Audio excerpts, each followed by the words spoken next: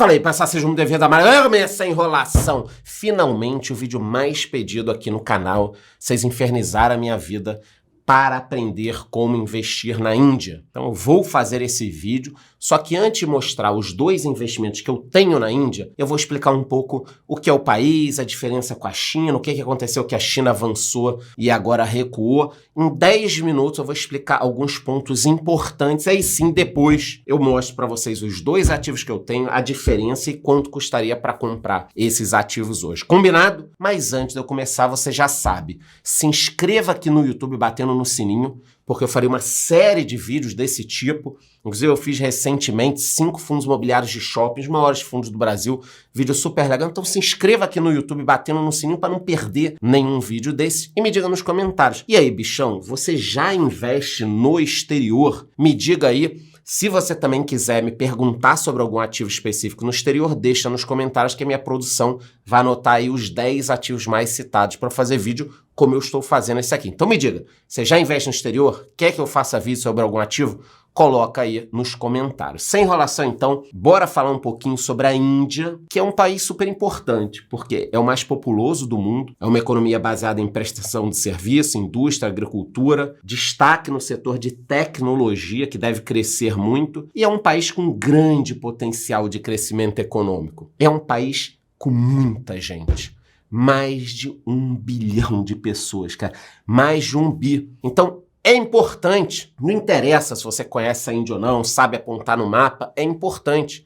Agora, para investir, você precisa estudar 40 anos sobre o país? Não. Então a gente vai usar a ferramenta correta de investimentos. Agora, também tem o outro lado ruim. Qual o lado ruim? O país vive uma polarização política, assim como o Brasil e o mundo hoje em dia. Teve uma eleição recente, tem conflitos territoriais e grande parte da população vive na pobreza. Uma parcela muito grande da população vive na pobreza. O que também é uma oportunidade, porque se essa turma começar a sair da pobreza, trabalhar, ganhar dinheiro, comer, consumir, o país cresce mais. Então, normalmente, o problema acaba sendo uma oportunidade se fizer a coisa certinha. Aqui no Brasil, cheio de gente passando fome, ninguém tá nem aí. Aí não vira nem um problema resolvido e nem uma oportunidade. Mas a Índia tem esses fatores. É um lugar que pode crescer muito, assim como a China cresceu e a gente vai ver. No passado, eu investi em ETFs chineses e da Índia. Os da Índia estão dando muito mais alegria que os da China. Depois eu posso gravar um vídeo só sobre a China. Quais são os destaques aqui do país? Essa questão das cidades terem muita gente, nós temos locais lá com 34 milhões de pessoas. Mumbai tem 22 milhões de pessoas. É muita gente. Então a Índia é socada de gente, cara. É um país com muita gente. Temos países que tá faltando gente. Então, o que é um problema também pode ser uma solução. Só que Índia e China estão ali, cara, com um crescimento absurdo, com mais de 1 bilhão de pessoas.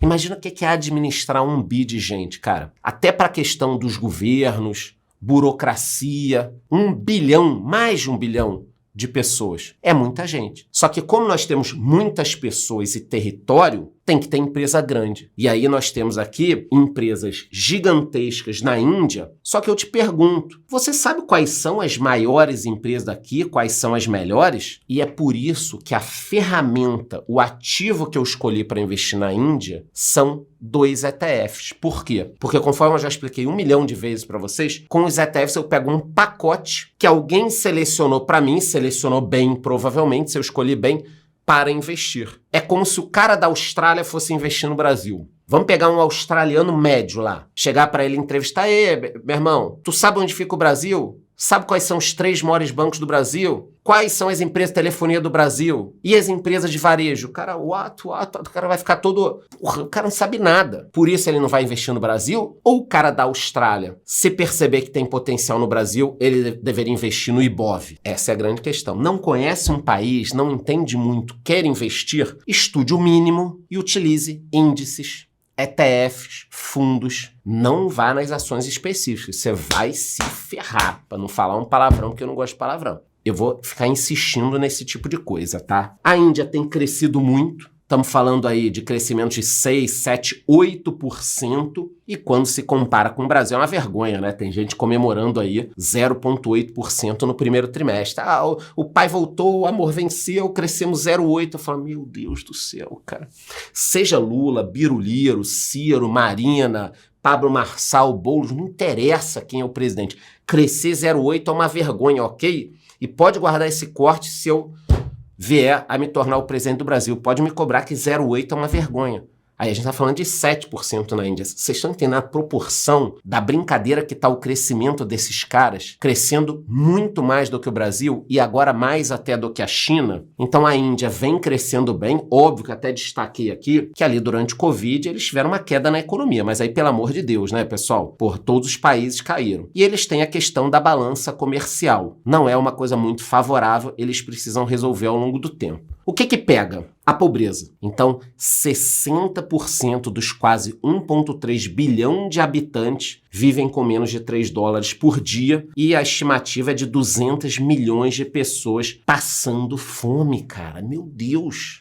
É a população quase do Brasil. Por isso estou falando, é um país que precisa resolver as suas mazelas. Só que tem países que não conseguem. A África do Sul está à beira da guerra civil. Está à beira da guerra civil, com mais de 30% de desemprego. Entre os jovens, até mais.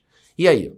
Então a Índia tem que tomar cuidado com isso. Tivemos eleições agora, eleições polarizadas. No mundo inteiro as coisas estão polarizadas. Você sabe onde não está polarizada a eleição? Em Cuba, na Coreia do Norte, na China. Na Rússia não tem polarização. Tinha antes, mas aí uma galera caiu da varanda do hotel, outra infartou na piscina. Acabou a polarização na Rússia. Mas na Índia nós temos um sinal de que é um pouco melhor, né? A polarização, muita gente acha ruim, mas às vezes é o último suspiro das democracias. Então o cenário político lá é de polarização. Tivemos eleições agora recentemente. 22 idiomas oficiais. Cara, é uma loucura, né? E 1,4 bilhão de pessoas com um PIB alto.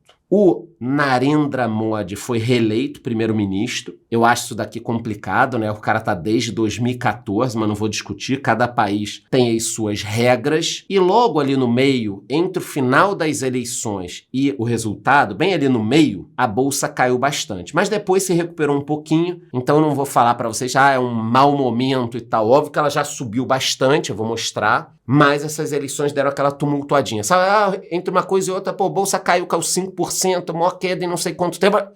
Aí depois já voltou um pouquinho. O país segue, né? Tá muito polarizado, o governo não ganhou como gostaria, aí tem oposição, aí tem briga, corrupção. Coisas que você já conhece, né? Não vai te deixar preocupado. Não é um país muito diferente dos outros, não. Comparando com os BRICS, e aí eu preciso falar com vocês sobre a China. A China, obviamente, tem um PIB muito maior do que o da Índia. Mas não foi sempre assim, não. Então a China, vocês estão vendo aqui em segundo lugar, a Índia em quinto lugar de PIB, eu botei uma seta maior, e o Brasil em oitavo aqui. Mas com o nosso crescimento vai ser difícil pegar a Índia, praticamente impossível. China e Índia têm muitas rixas, brigaram pelo crescimento mundial. A China saiu da frente, teve uma arrancada, até que ela se tornou a segunda potência econômica do planeta. Mas isso aqui foi ali pós anos 2000.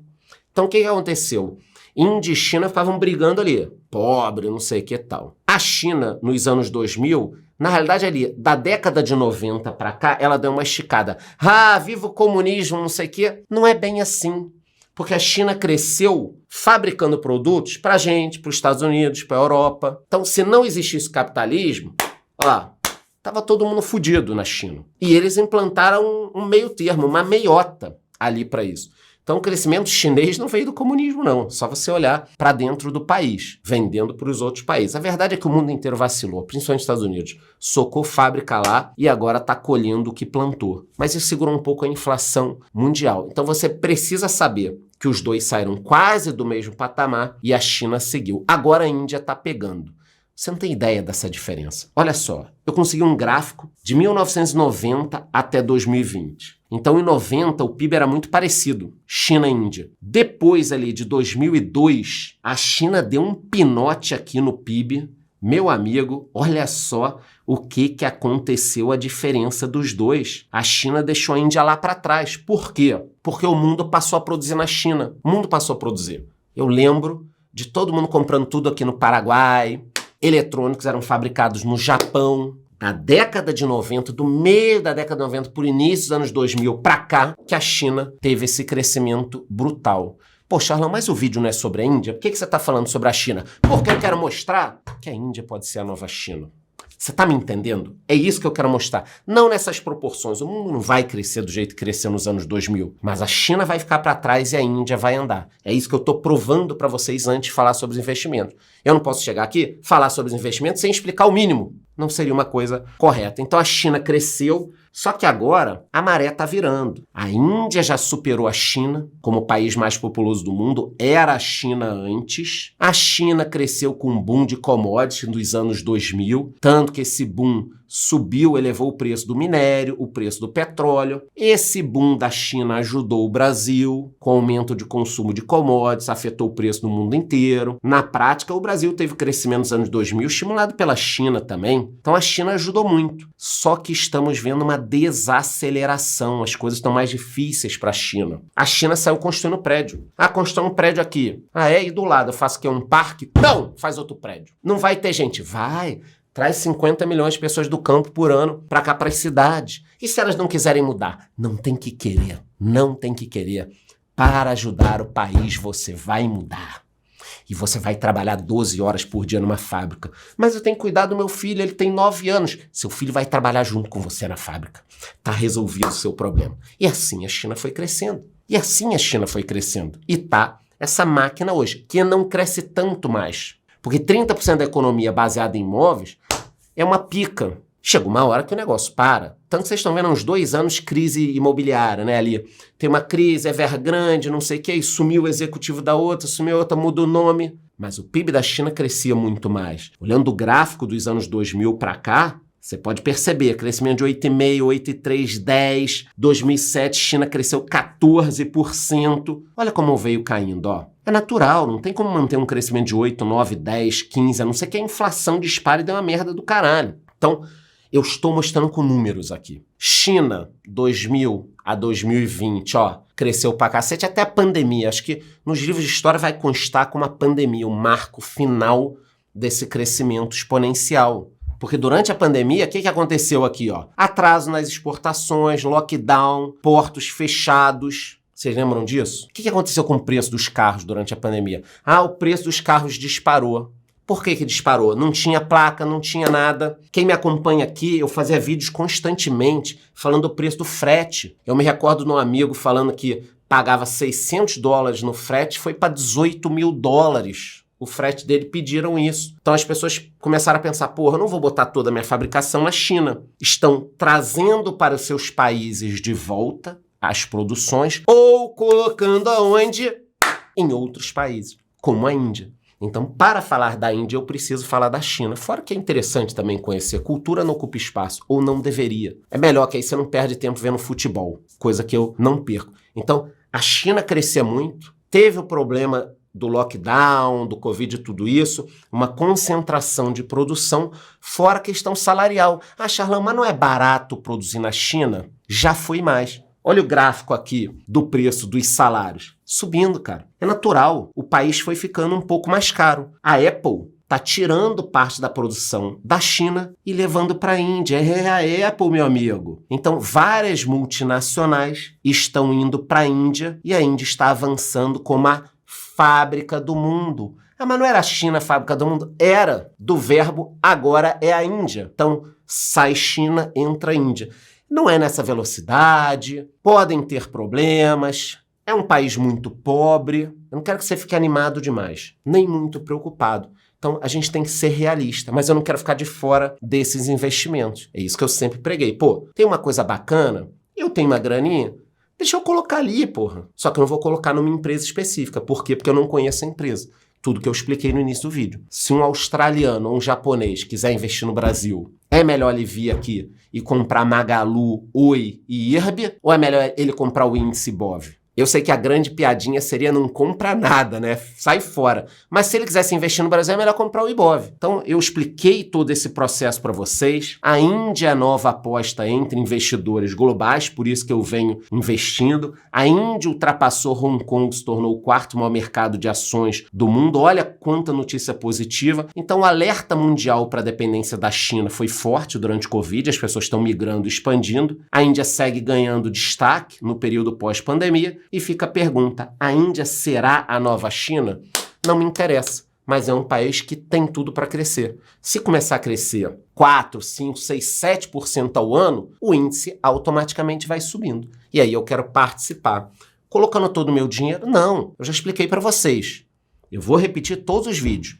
Quer aprender a investir? Entra lá na minha comunidade que eu tenho um curso de investimento básico. Te pego pela mão, te ensino, mostro a minha estratégia de investimento, mostro como eu invisto em cripto, mostro como eu invisto nesses ETFs, mas não começa a investir sem uma estratégia. Você tem que ter uma estratégia para saber quantos por cento você vai colocar.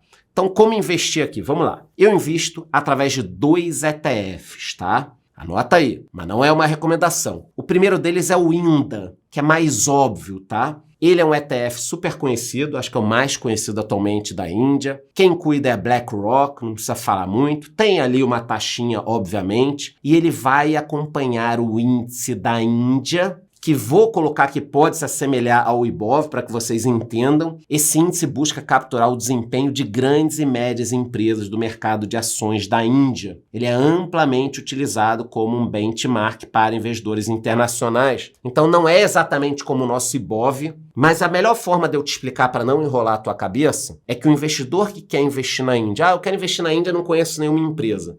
Então eu vou pegar o geralzão, é esse aqui, é o INDA. Eu já invisto nele há um tempo, tá? Como é que ele está alocado, esse ETF? Maior parte finanças, quase 25%, depois tecnologia, energia, consumo. Então esse ETF é um mix de empresas desses segmentos aqui, finanças, consumo, energia. As principais posições por empresa são Reliance Industries, HDF Bank, Tata Consultancy, Axis Bank. Vocês estão vendo? Você não conhece nenhuma empresa daqui.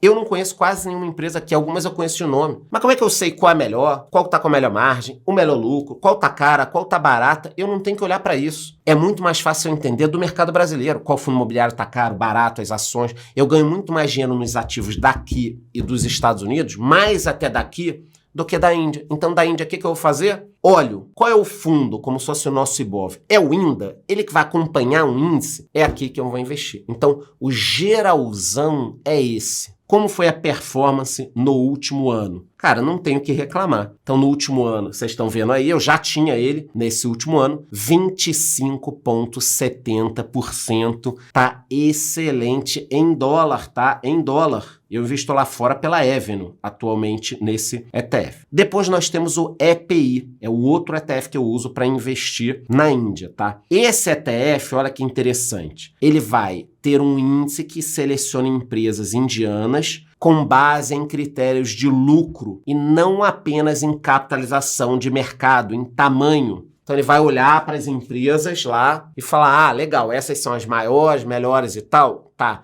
Vamos dar uma peneirada e tentar dar preferência para o lucro. Então, teremos muitas empresas, que a gente chama de overlap, sobreposição. Teremos as mesmas empresas nos dois, em vários momentos, mas não são exatamente iguais. Eu vou mostrar o percentual de sobreposição. Então, investe no geralzão da Índia. Outro, no geralzão dando preferência para boas empresas.